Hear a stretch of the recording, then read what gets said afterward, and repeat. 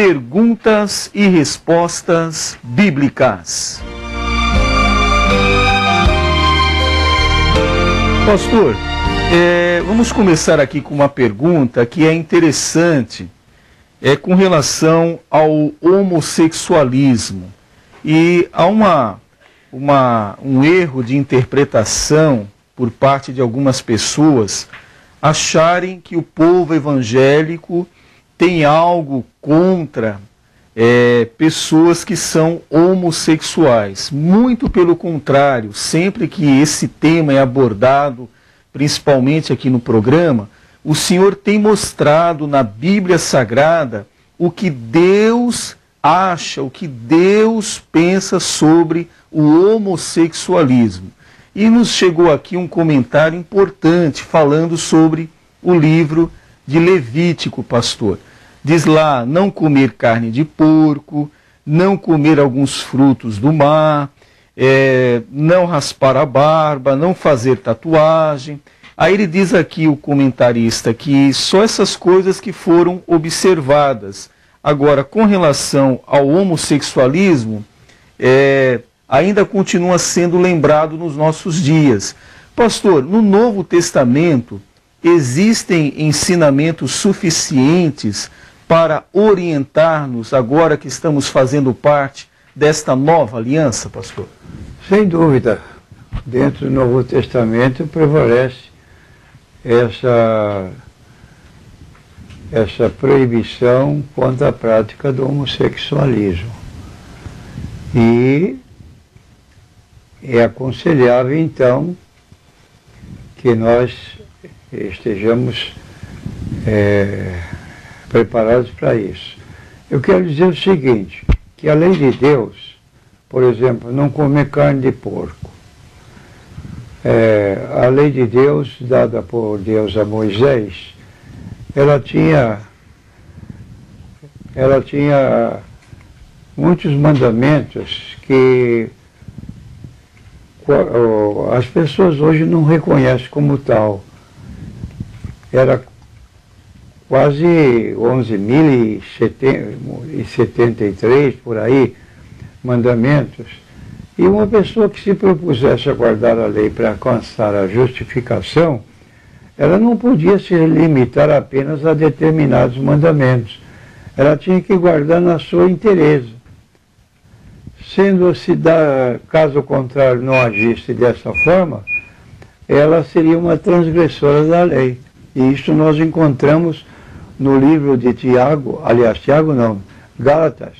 Quando Gálatas nós lemos, maldito que não permanecer em todas as coisas que estão escritas no livro da lei para fazê-las.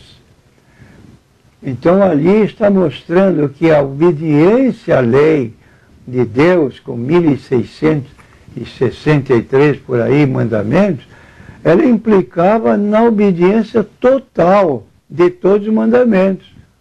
Vou repetir, maldito todo aquele que não permanecer em todas as coisas que estão escritas no livro da lei para fazê-las. Essa era a justificativa que alcançava a pessoa que se propusesse a guardar a lei. E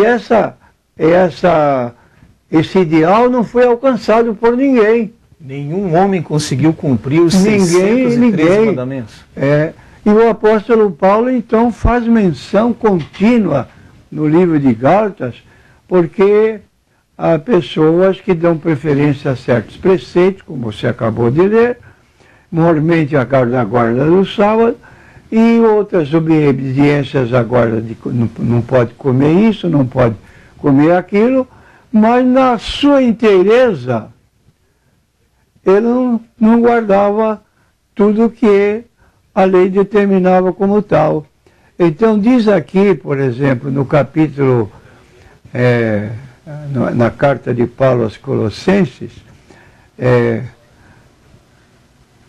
mortificai, pois, os vossos membros que estão sobre a terra, a prostituição, a impureza, o apetite desordenado, a vir concupiscência, a avareza, que é a idolatria, pelas quais coisas vem a ira de Deus sobre os filhos da desobediência, nas quais também em outro tempo andastes, quando vivias nelas, mas agora despojai-vos também de tudo, da ira, da cólera, da malícia, da maledicência, das palavras torpes da vossa boca.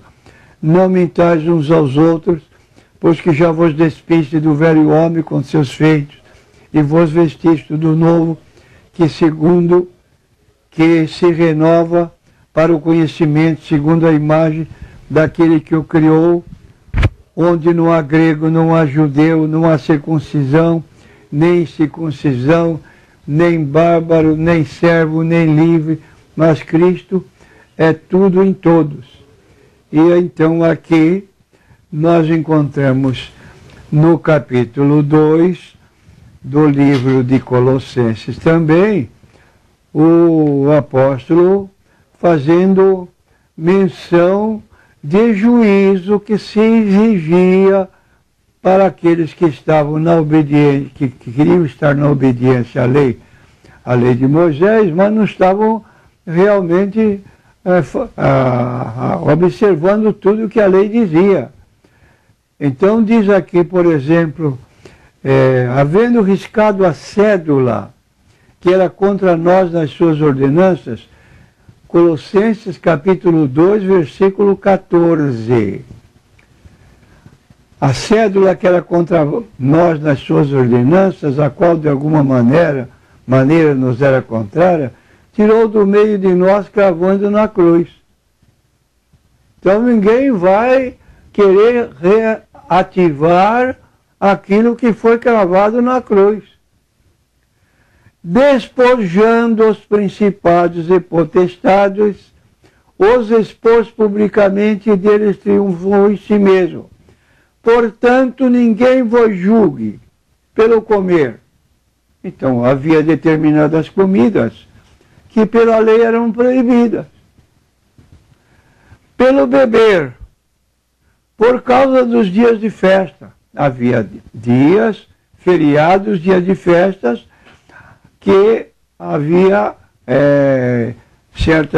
certos alimentos, permitidos ou não, lua nova, mensal, e sábados semanais, que são sombras das coisas futuras, mas o corpo é de Cristo. Quer dizer, a realidade hoje é você viver dentro dos princípios outorgados por Jesus dentro do Novo Testamento. Mormente nos ensinos de Cristo e nos correspondentes dos que seguiram a Cristo, como o apóstolo Paulo, o grande escritor do Novo Testamento, as suas epístolas, são sombras das coisas futuras, mas o corpo é de Cristo.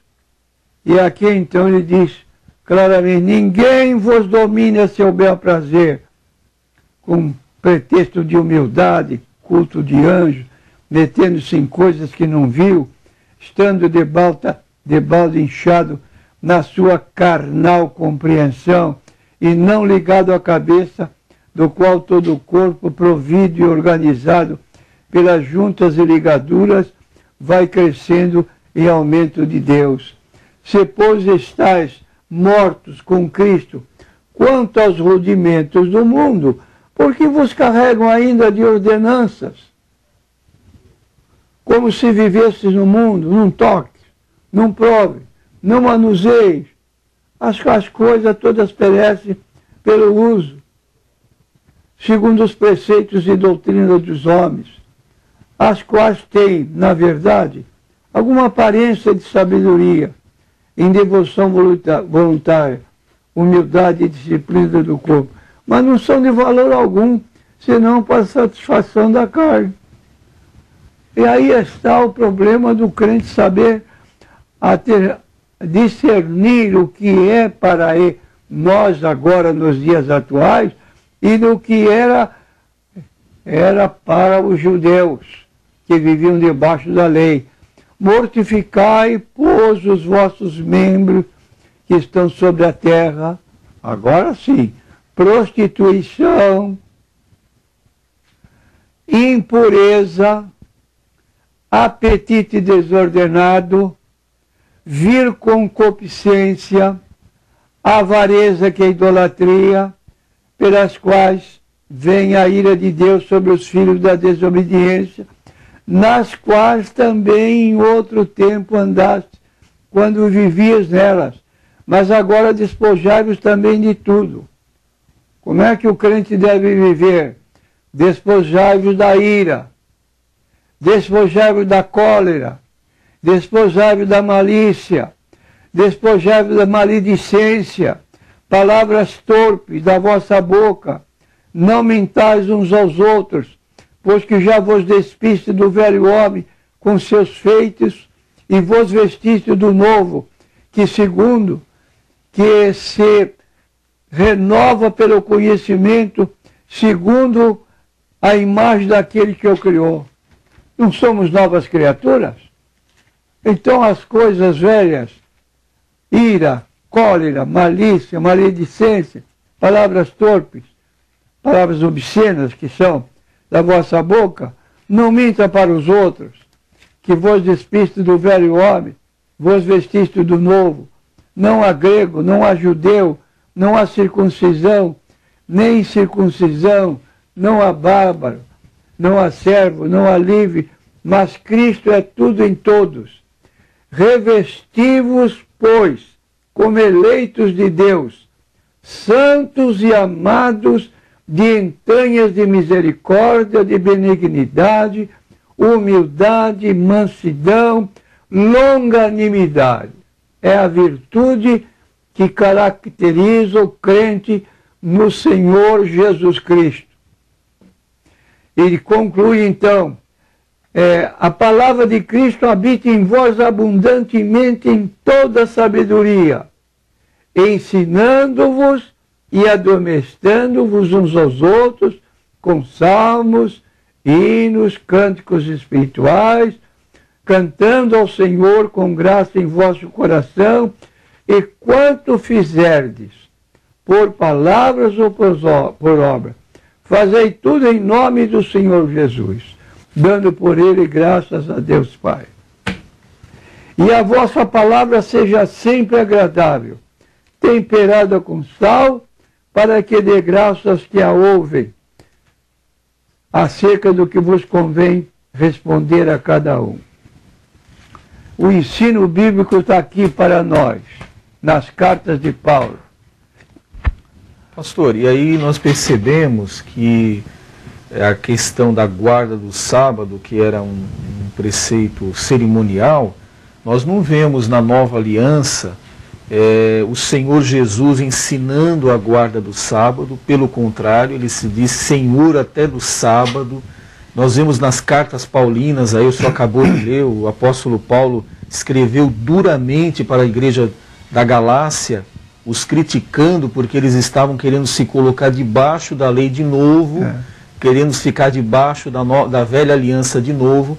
Agora, já com relação ao homossexualismo, pastor, que desde o princípio, antes da lei, Deus já dizia que o homem deixaria o seu pai e a sua mãe e iria se unir a uma mulher.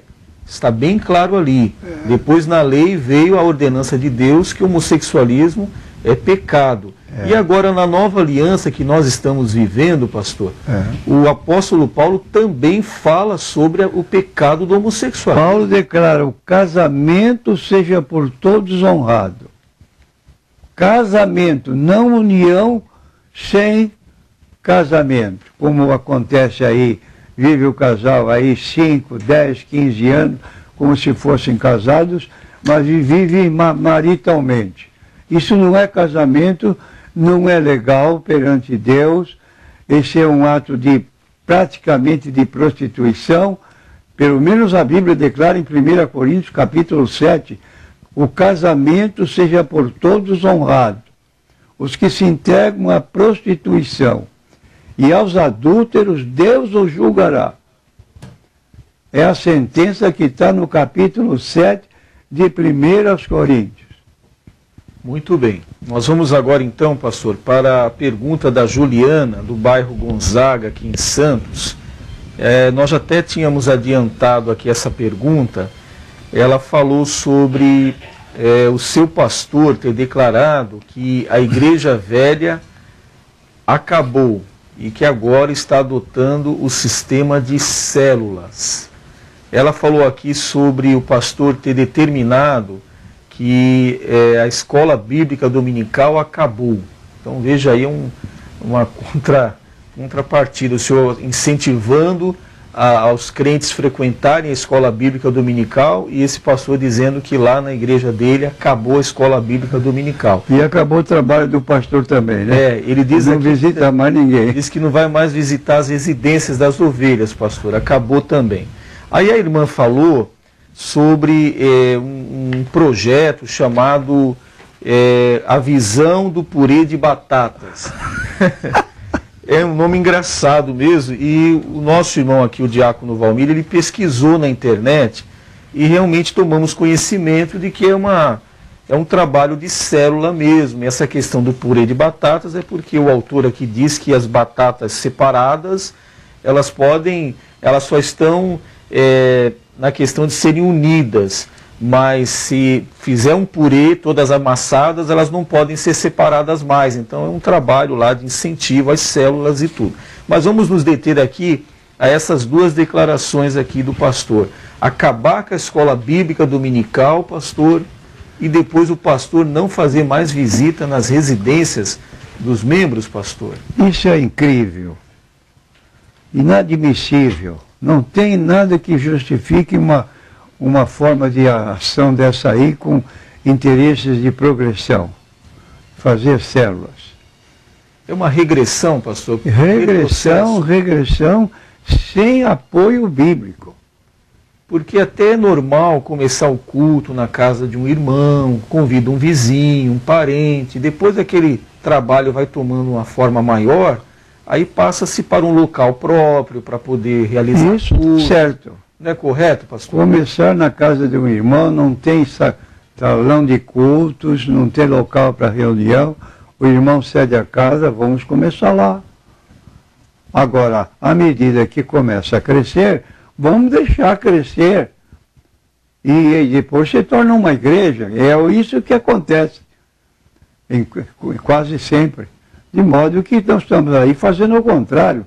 A igreja está estabelecida, está organizada, tem sua escola bíblica dominical, tem seu líder responsável, e vai acabar com isso tudo para quê? Para começar de novo? Não. A célula, para chegar no corpo, tudo bem, agora do corpo se desfazer para se tornar célula de novo... Não tem cabimento. Isso é fora.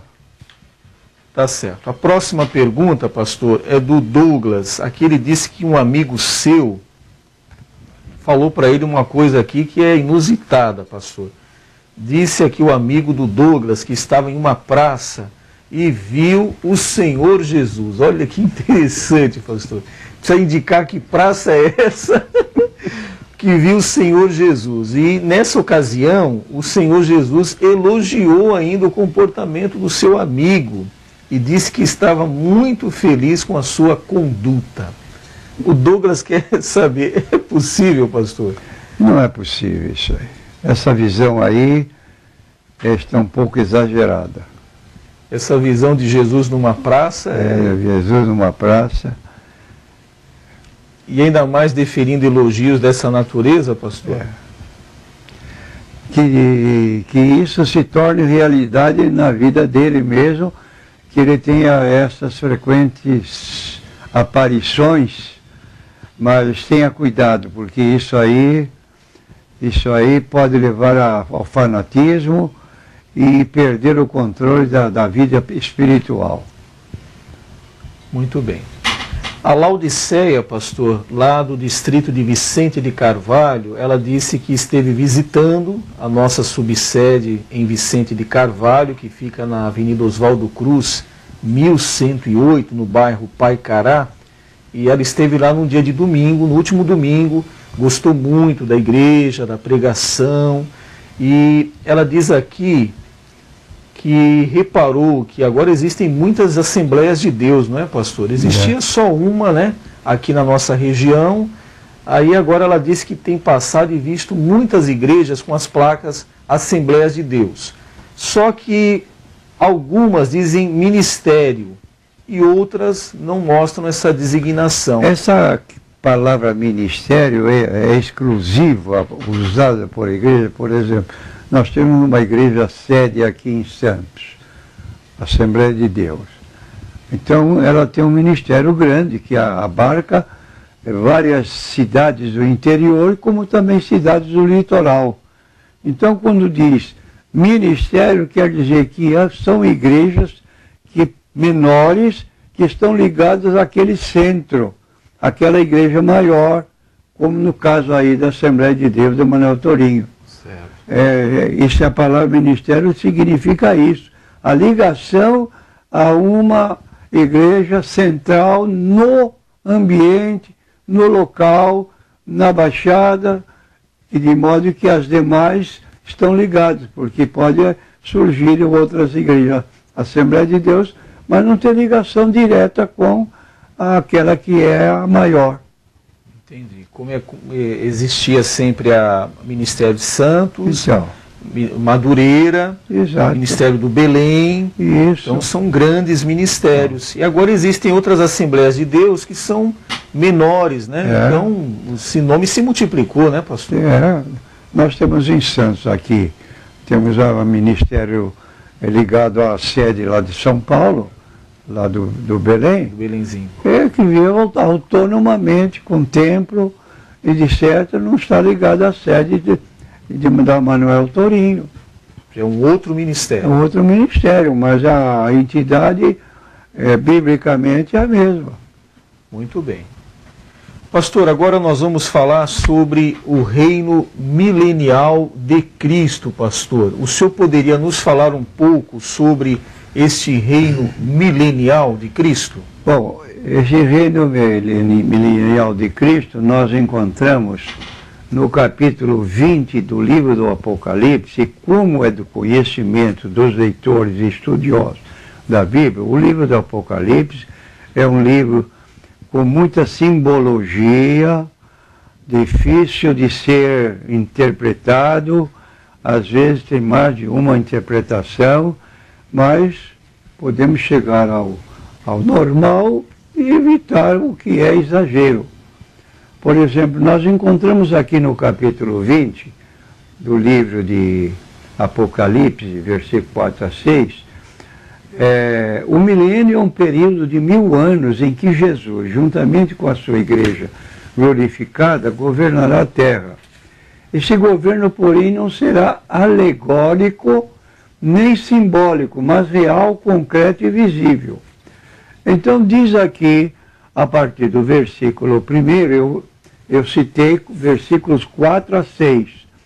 E vi tronos, assentaram-se sobre ele, foi-lhes dado o poder de julgar, vi as almas daqueles que foram degolados pelo testemunho de Jesus, pela palavra de Deus, que não adoraram a besta nem a sua imagem, não receberam o sinal nas suas testas nem em suas mãos, e viveram e reinaram com Cristo durante 1000 anos.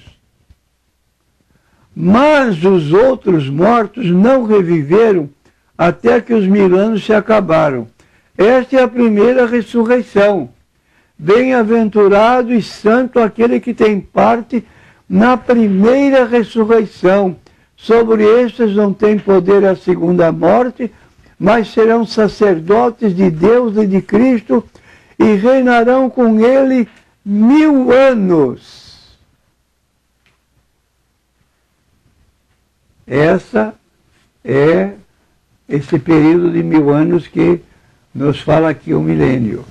Agora, o milênio terá início no fim da grande tribulação, quando o anticristo e o falso profeta tiverem sido vencidos, Satanás estiver preso, está aqui, e vi descer do céu, capítulo 20, versículo 1. Um anjo que tinha a chave do abismo, uma grande cadeia na sua mão, prendeu o dragão, a antiga serpente, que é o diabo e Satanás, e amarrou por 1000 anos e lançou no abismo. E ali encerrou e pôs selo sobre ele para que mais não engane as nações até que os 1000 anos se acabem. E depois importa que seja solto por um pouco de tempo. De modo que aqui está, nesse capítulo 20 do livro do Apocalipse, terá início no fim da grande tribulação, quando o anticristo e o falso profeta tiverem sido vencidos, Satanás estiver preso, mas depois que Jesus tiver julgado as nações. Os diferentes nomes aplicados ao milênio fazem-nos compreender o significado do período. 1000 anos, expressão que define a extensão do tempo. Regeneração da terra, que aparece em Mateus 19, 27 e 28, mostra-nos a origem do novo tempo de bênção para o mundo. Terceiro, consolação de Israel, a redenção de Israel. Lucas 2, versículo 25 e 38, isso fala daquilo que Israel esperava, plenitude na manifestação do Messias. Quarto, o reino de Cristo e de Deus. Efésios 5, versículo 5, revela-nos Cristo como governante, e ele receberá o poder e o reino de Deus, seu Pai. E nós temos passagens correlatas como Isaías 9, 7, Daniel 7, 13 e 14, Lucas 1, versículo 32, 33. Ponto 5, dispensação da plenitude dos tempos, Efésios 1 e 10. Então as Escrituras mostram que o milênio será o último dos grandes períodos históricos antes do raiar da eternidade. Afirmamos ainda que o milênio é um tempo de extrema felicidade. Jesus governará, o diabo estará preso, os homens desse tempo gozarão bênçãos riquíssimas na vida material, haverá condições favoráveis à abolição do álcool, dos entorpecentes, do fumo que causam danos à saúde. Isso fará os homens alcançarem idade avançada, o que era comum no início da criação. Isaías 65, versículo 20, 23, Zacarias capítulo 8, versículos 3 e 4, e as bênçãos de Deus operarão saúde para os povos. Isaías 35, versículos 5 e 6 e Malaquias 4, 2. No que tange ao desenvolvimento